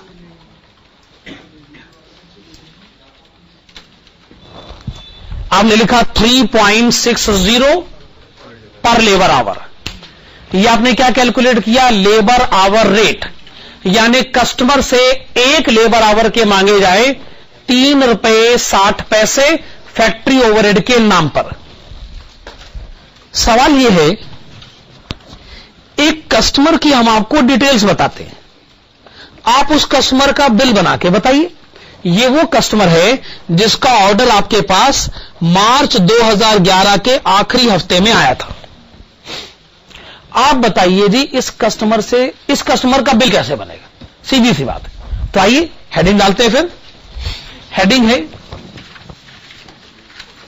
Cost sheet of a particular job.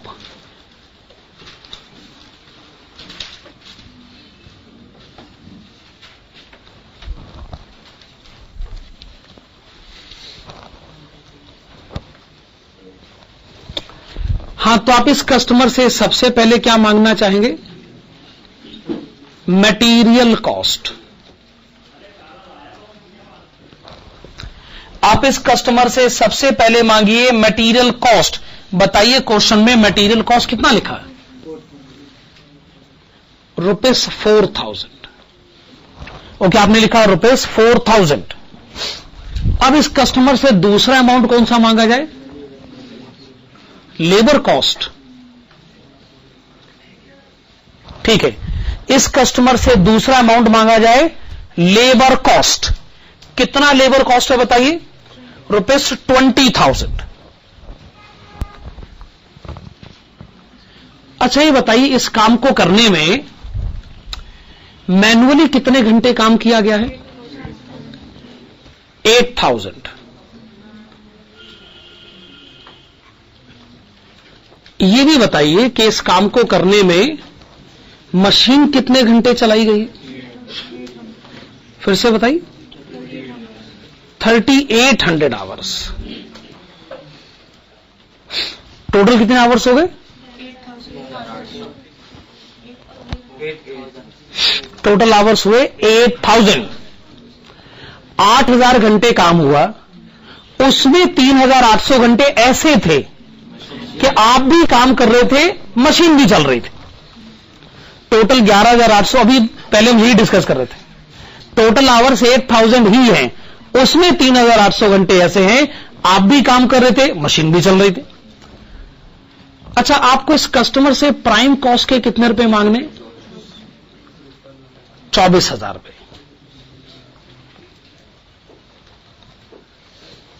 हां जी, प्राइम कॉस्ट के आपने मांगने हैं 24,000 रुपए। अब इस कस्टमर से क्या मांगा जाए? फैक्ट्री ओवरहेड्स मांगते चलिए।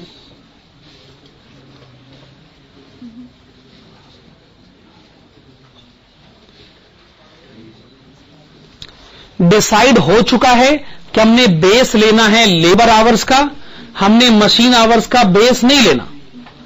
तो बताइए इस काम को करने में मैन्युअली कितने घंटे काम किया गया? 8000 लेबर आवर्स। इस काम को करने में मैन्युअली 8000 घंटे काम किया गया है और हम डिसीजन ले चुके हैं कि एक एक लेबर आवर के मांगेंगे ₹3.60।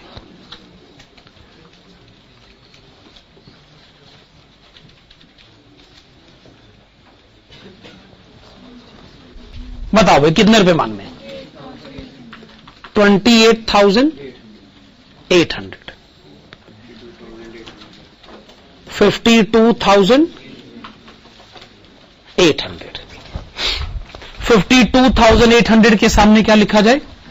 Factory cost. पर ये तो कस्टमर का बिल अभी पूरा बना नहीं। इसका जवाब ये जी क्वेश्चन बनवाना ही नहीं चाहता। अगर आपको बिल बनाना है तो आप हमें कुछ बातें और बताओ कि कस्टमर से एडमिनिस्ट्रेशन ओवरहेड कितना मांगना है, सेलिंग ओवरहेड कितना मांगना है और प्रॉफिट कितना मांगना है। मेरे ख्याल से आपने सिर्फ यही पूछा है, हमने भी जवाब दे दिया कि जी इतना बिल तो हमने बना दिया, बाकी आपकी समस्या है कि बिल कैसे बनता। क्या ये बात सही? ये हमने लेबर आवर रेट का पहला वाला क्वेश्चन कर लिया। अब हमारे पास दो क्वेश्चन बचे हैं, क्वेश्चन नंबर 17 और 18। हम बढ़ते हैं क्वेश्चन नंबर 17 की तरफ।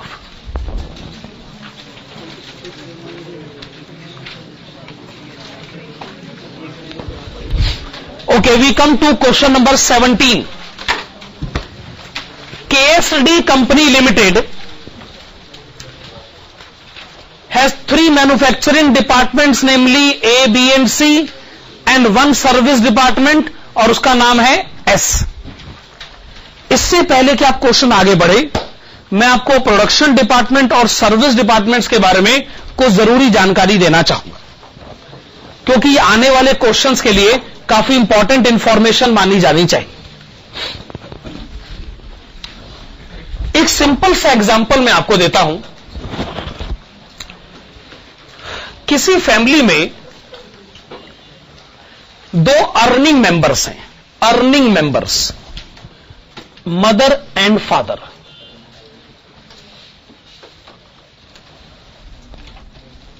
और दो नॉन अर्निंग मेंबर्स,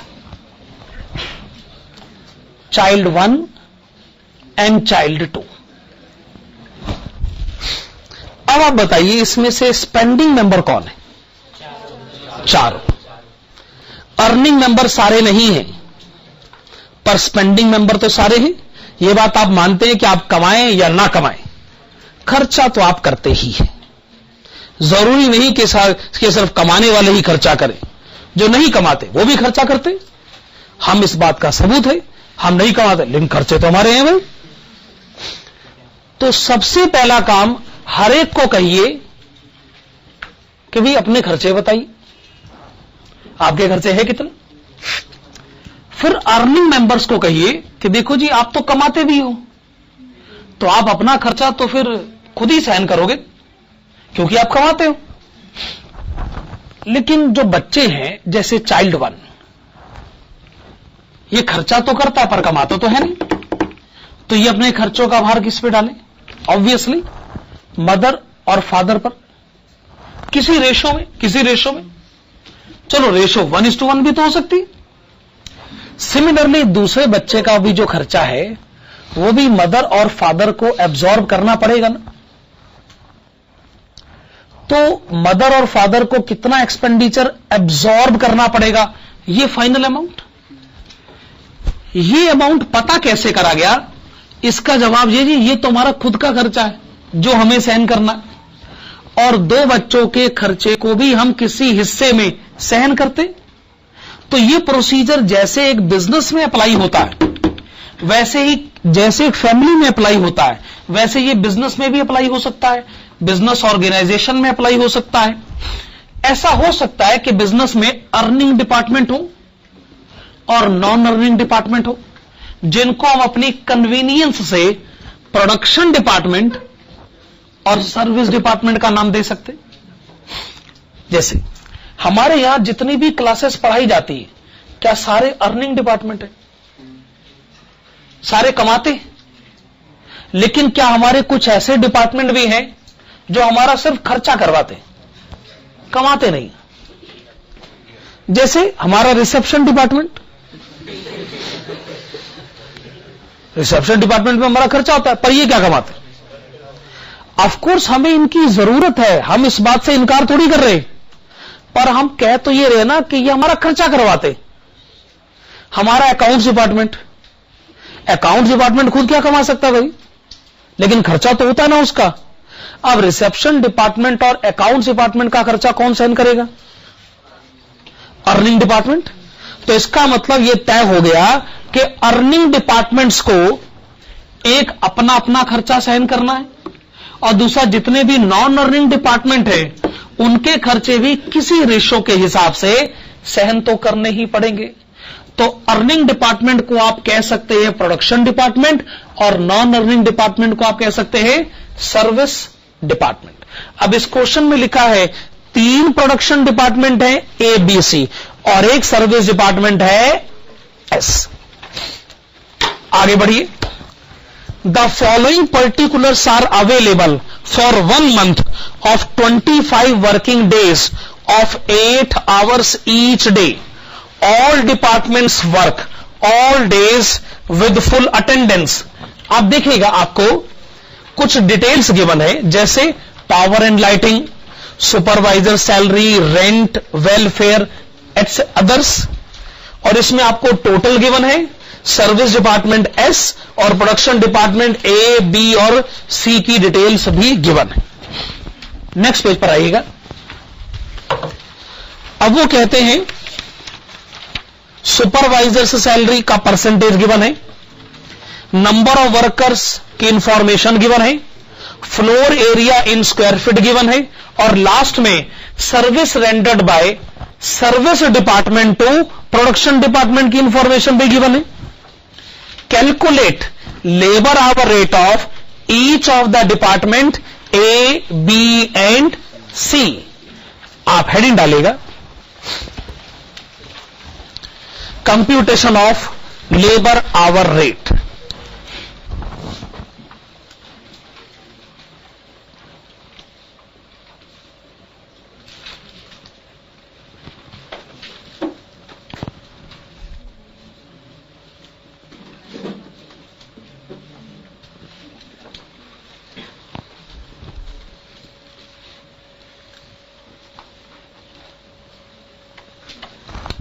कॉलम्स बनाइएगा।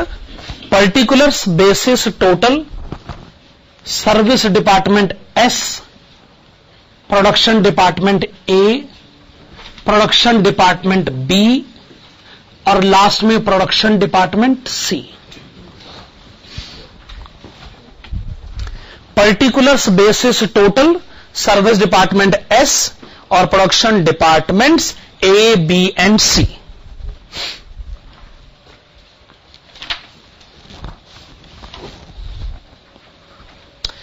आइए फैक्ट्री ओवरहेड्स की लिस्ट बनाना शुरू करते हैं। सबसे पहले आप लिखेंगे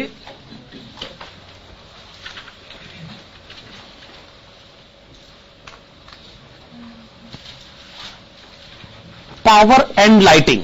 सबसे पहले लिखेगा पावर एंड लाइटिंग। बेसिस के कॉलम में लिखिएगा गिवन। टोटल आप लिखिएगा 1100 रुपए। और ये क्वेश्चन में गिवन है कि सर्विस डिपार्टमेंट एस का शेयर है 240 रुपए, ए का शेयर है 200 रुपए, बी का शेयर है 300 रुपए और सी का शेयर है 360 रुपए।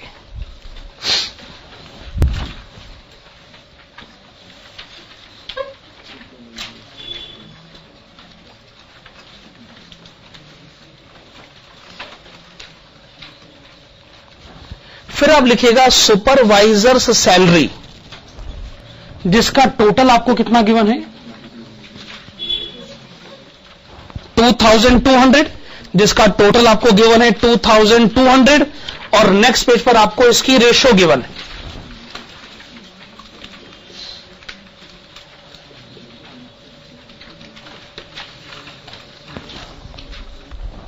तो एस का हिस्सा 440, ए का हिस्सा 660, बी का हिस्सा 660 और सी का हिस्सा 440। नेक्स्ट आपको क्या गिवन है रेंट। ओके, रेंट का टोटल आपको कितना गिवन है 500। रेंट को डिस्ट्रीब्यूट करने का most appropriate basis floor area.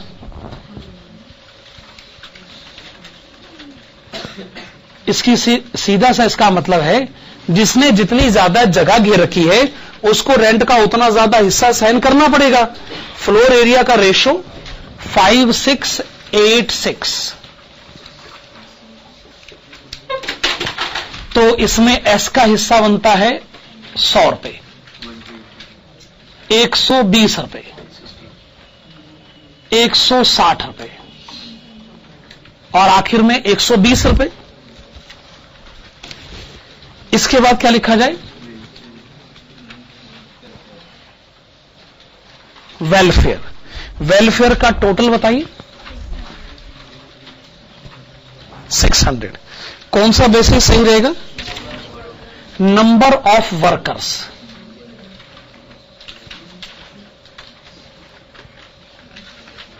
Number of workers 1342।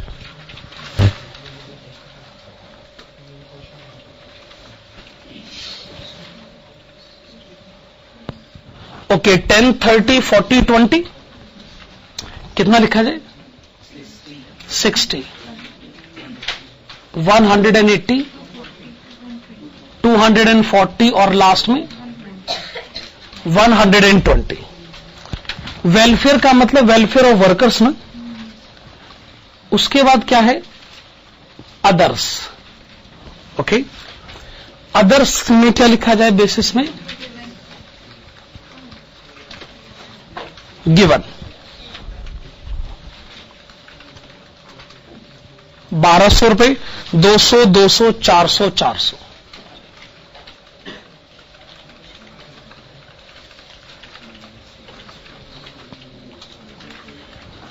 200, 200, 400, 400।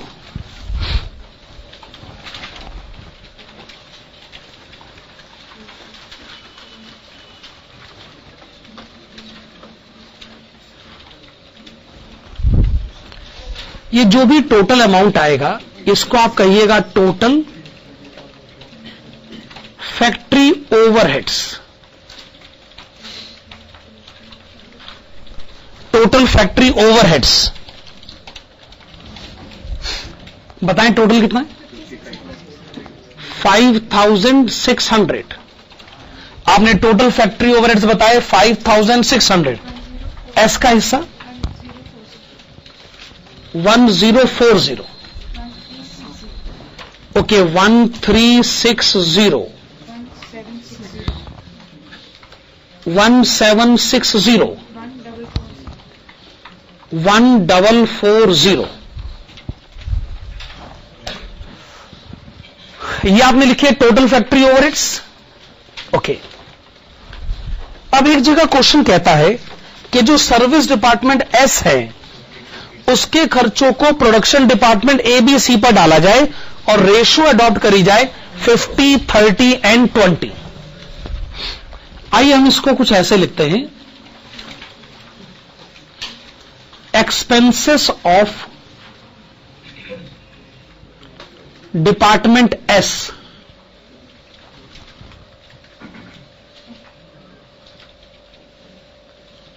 To be absorbed by departments A, B and C. Expenses of department S to be absorbed by departments A, B and सी।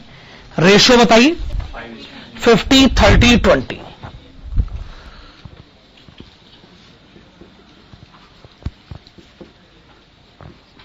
ठीक है, S में से आप 1040 minus करिए और S के expenditure का 50% portion आप ए पर चार्ज करिए 520। 30% पोर्शन 312। 20% पोर्शन 208।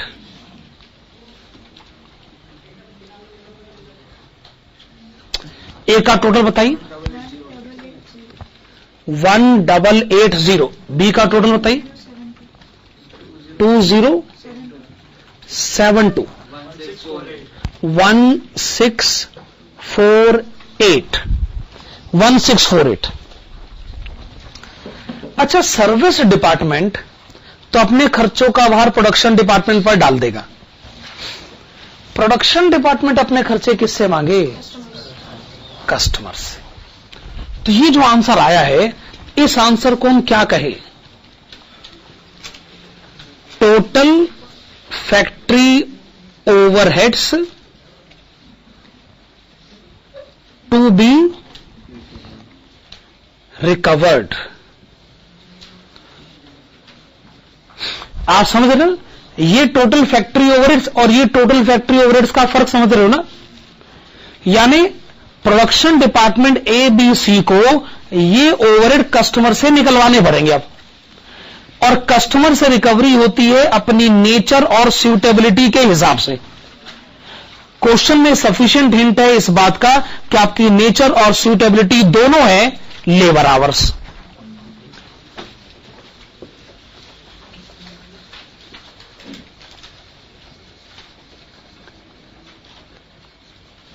ऑब्वियस सा पॉइंट है, अगर मैं अपने फैक्ट्री ओवरहेड्स को लेबर आवर से डिवाइड करूंगा तो मुझे पता चलेगा फैक्ट्री ओवरहेड पर लेबर आवर, जिसको हम लोग कहते हैं लेबर आवर रेट। अब टोटल लेबर आवर्स पता करे जाए, और यह भी ध्यान रखिएगा कि क्वेश्चन को मंथली बेसिस पर डील किया जा रहा है। हमें पता चला है कि डिपार्टमेंट ए के वर्कर्स हैं 30। डिपार्टमेंट ए के वर्कर हैं 30। महीने में 25 दिन काम होता है और हर रोज 8 घंटे काम होता है। 30 वर्कर 25 दिन हर रोज 8 घंटे। तो लेबर आवर्स 6000, लेबर आवर्स 6000। हमें पता चला है डिपार्टमेंट बी के वर्कर्स हैं 40 वर्कर, 25 दिन, हर रोज 8 घंटे, आवर्स कितने हो गए? 8000। डिपार्टमेंट सी के वर्कर्स हैं 20, 25 दिन, हर रोज 8 घंटे, आवर्स कितने हो गए?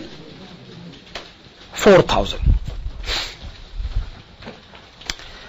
अब हमें ये ओवरहेड रिकवर करने हैं और लेबर आवर्स के बेसिस पर रिकवर करने, तो हम कैलकुलेट क्या करना चाहेंगे? लेबर आवर रेट हम कैलकुलेट करना चाहेंगे, labour hour rate. Okay, 1880 divided by 6000 labour hours, 0.313. 0.313 is overhead per labor hour. Similarly, 2072 divided by 8000, 0.259, and 1648 divided by 4000, 0.412. 0.412. तो हमने बेसिकली आपको यह बता दिया है कि overhead recovery rate labour our के बेसिस पर कैसे होना चाहिए। चलिए, कॉस्टिंग की क्लास हम लोग यहां रोकते हैं। एक इंफॉर्मेशन और देनी है कि परसों भी आपकी क्लास 4:30 बजे ही शुरू होगी। ये सिर्फ परसों के लिए मैं कह रहा हूं, 4:30 बजे शुरू होगी और जाएगी इसी पैटर्न पर। उसके बाद नॉर्मल क्लास है। सिर्फ परसों के लिए मैं हल्का सा टाइम चेंज कर रहा हूं, तो आप लोग जल्दी मत आइएगा। 4:30 बजे क्लास शुरू होगी, सिर्फ परसों के लिए।